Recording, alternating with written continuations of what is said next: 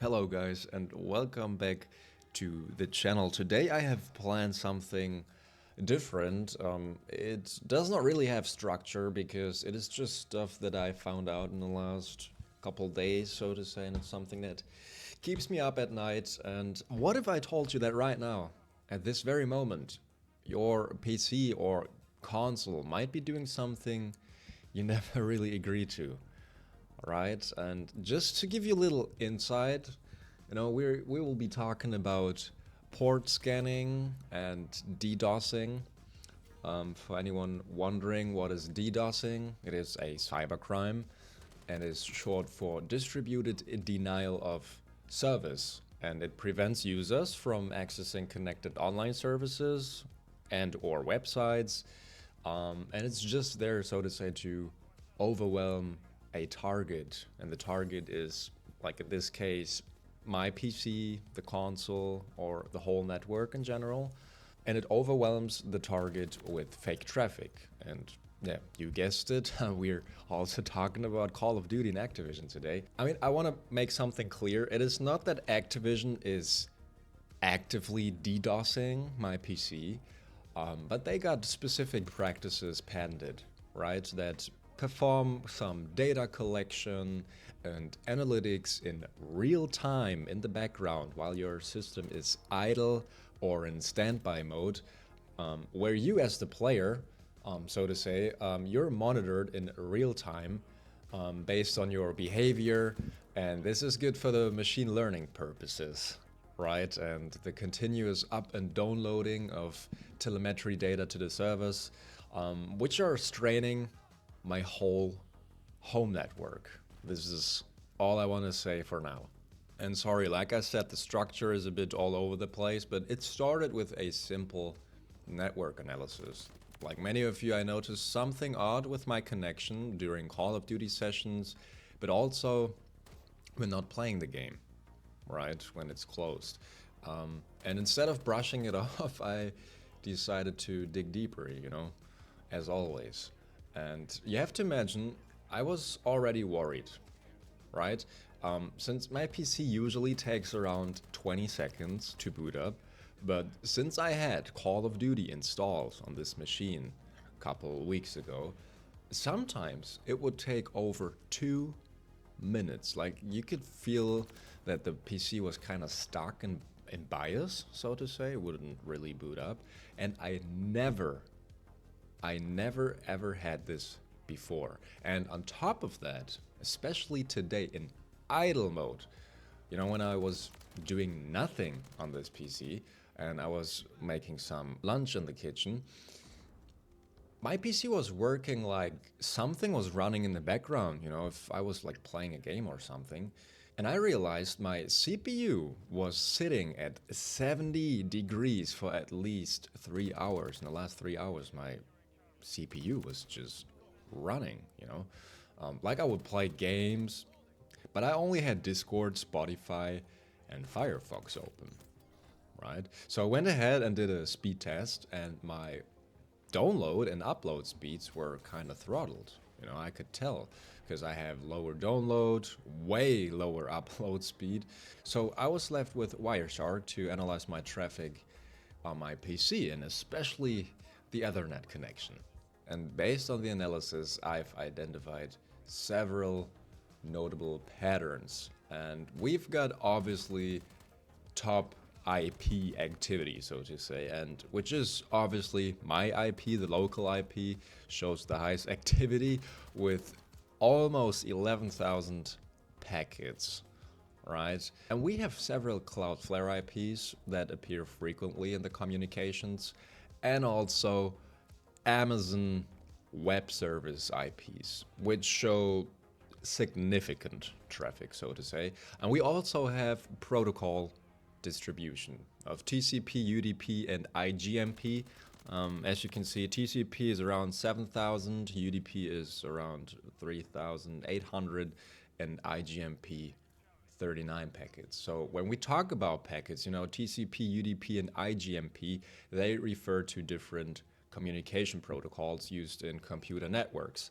And TCP is short for Transmission Control Protocol, and it's a connection-oriented protocol that ensures reliable data delivery between devices. It breaks data into packets, tracks them, and resends any lost packets, making it ideal for applications like web browsing and file transfers. And then we have UDP, which is User Datagram Protocol, and it is a connectionless protocol that sends packets without guaranteeing delivery or order. It's faster, but less reliable than TCP, often used for streaming, gaming, where speed is prioritized over perfect accuracy. Last but not least, we have IGMP, which is Internet Group Management Protocol. And this is used for managing multicast groups, enabling devices to communicate efficiently in a group. And it's commonly used for streaming video or online conferencing where the same data is sent to multiple devices simultaneously. So back to the patterns, the suspicious patterns. We have a very high concentration of traffic to Cloudflare IPs that could indicate CDN and proxy usage. So what is CDN and proxy usage? Well, that refers to the use of a content delivery network or a proxy server to distribute and manage network traffic. And a CDN like Cloudflare optimizes the delivery of web content by caching it on servers distributed globally, and therefore reducing latency and improving load times for users by serving data from a nearby server. And a proxy, on the other hand, acts as an intermediary between a client and the internet, forwarding requests and responses, often for performance, security, or privacy purposes. And there's also indications of CDN and proxy usage. There's a high concentration of traffic directed to Cloudflare's IP addresses.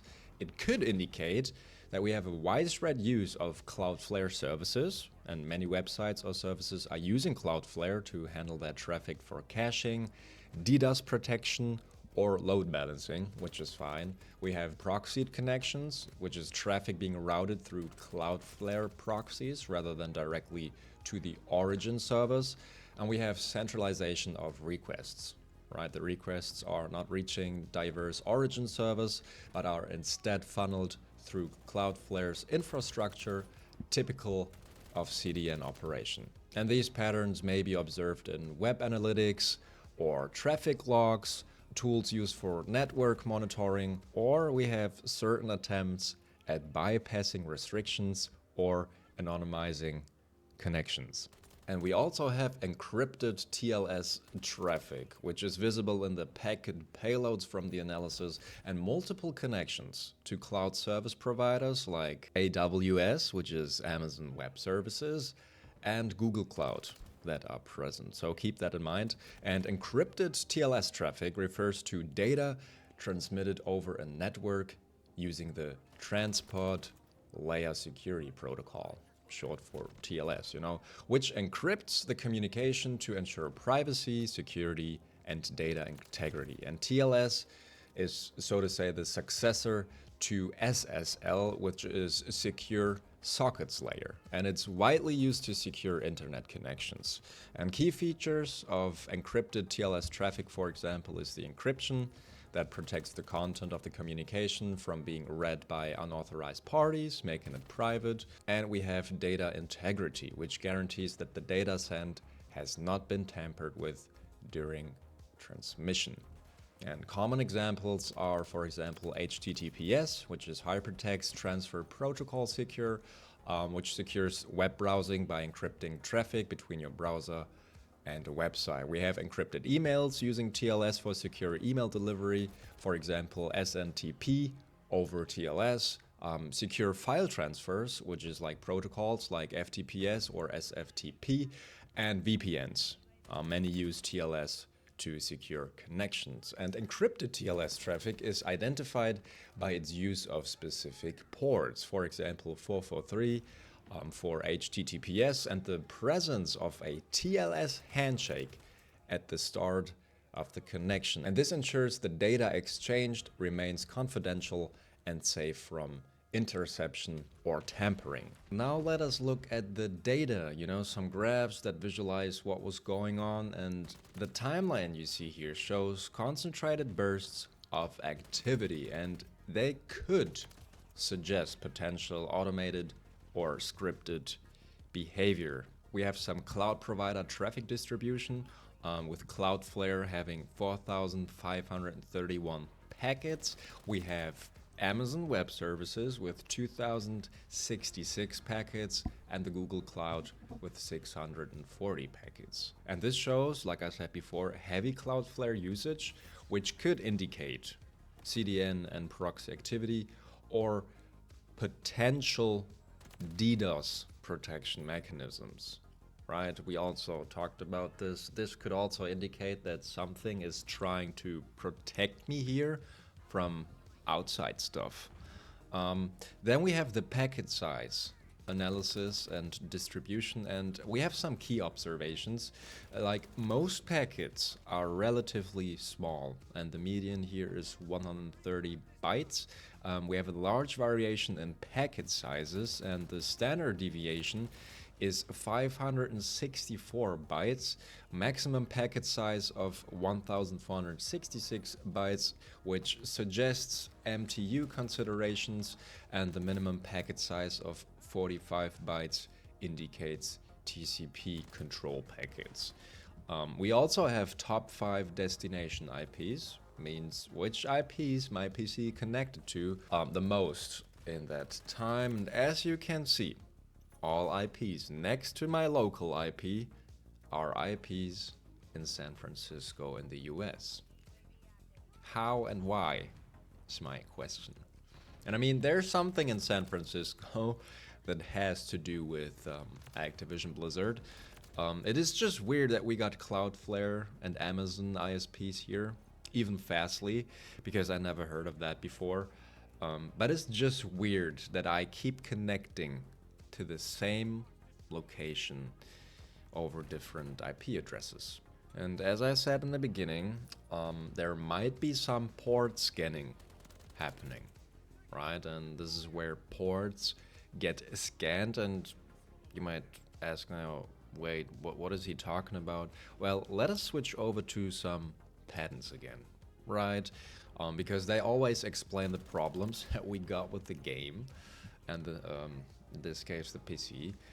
But there's where it gets interesting. On November 10th, 2022, Activision filed this patent, which is called Methods and Systems for Continuing to Execute a Simulation After Processing Resources Go Offline. And let me read you the crucial part. The system may leverage spare computing capacity of networked end-user devices, which is my PC, your console, to execute NPCs at networked end-user devices during a simulation. And in plain English, that means they've patented a system that can use your PCs and consoles' processing power and home network when you're not actively gaming. So what does this all mean for us, the gamers? Let's break it down. We have some privacy concerns, right? Because your console, your PC could be running unauthorized processes. We have data that could be shared without your knowledge. You never know. And your hardware is being used for corporate benefit. We also have performance impacts, right? Increased wear on your hardware. Like I said before, my CPU was idling at 70 degrees while I was doing nothing. I wasn't doing anything, which is weird if you ask me. We have potential thermal issues. Yeah, well, like I said, it gets hot, And we have a higher electricity consumption. We also got the legal questions, right? Is this covered by the terms of service?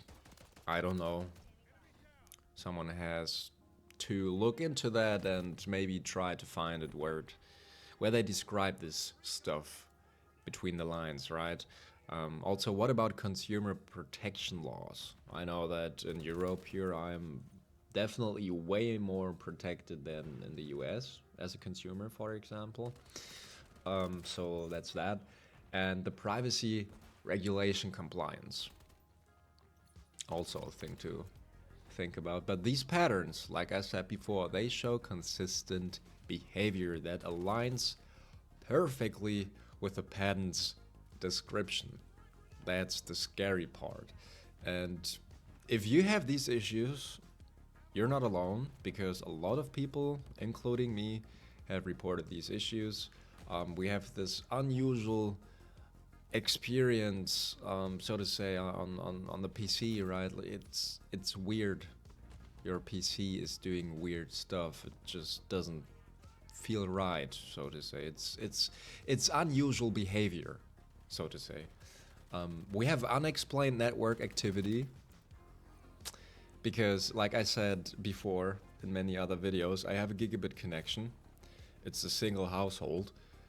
I have buffer bloat A+, and I never have issues. But since I have installed Call of Duty, sometimes here and there, even when I'm watching Netflix or something, right? My internet is going crazy, like crazy bad, really bad. And this hasn't happened before. You know, I'm living in this apartment for over 1.5 years now, and I have installed Call of Duty 3 months ago. And before that, I never, ever had any single issues with my PC or my network. And yeah, we have consoles and PCs, or especially processors, running a little hot while idle, like really when doing nothing. And me having 70 degrees while doing nothing and having these increased boot up times, it is weird, to say the least. And yeah, that's actually it. I didn't have a real script, like I said. I didn't have a structure. It's like stuff that I found out in the last couple days. Was obviously talking to Branch of Bush as well. He also could give me some insights. But this guy is always many steps ahead, you know. So he was bringing up this Amazon Web Services presentation like a week ago, like I said. And yeah, it all makes sense, and you can connect more dots than ever before. And it is just rigged. Since 2019, people just refuse to believe it. People just refuse to accept the facts that stuff out there is rigging the experience. And I can just repeat myself, and this is why I'm making these videos, because I want people to wake up. I'm all for transparency, and this is just trash, if you ask me, like what they're doing and these patents. If you read these patents, if you take the time, if you research, you will really understand what the real purpose is. And they're written in a way that you don't really understand what is going on, right? Especially for me, and I'm not a native speaker by any means, but I would say I understand a lot of English stuff, right? There's obviously topics and some words, vocabulary that I'm not familiar with, but the stuff and these patents, it's just very simple English terms, so to say, but I don't really understand what they're saying sometimes. So I translate it into German and or just ask ChatGPT what it means, what it could mean. And for example, you should not take stuff and like be subjective when you ask ChatGPT, say, could this indicate this and that? You know, if you have something in mind, don't do this. Just don't do this, because ChatGPT will most likely support your opinion. But if you just take stuff, copy paste it into a new chat, and you just ask ChatGPT, what could this indicate? You'll get answers. And the AI is really smart, so to say.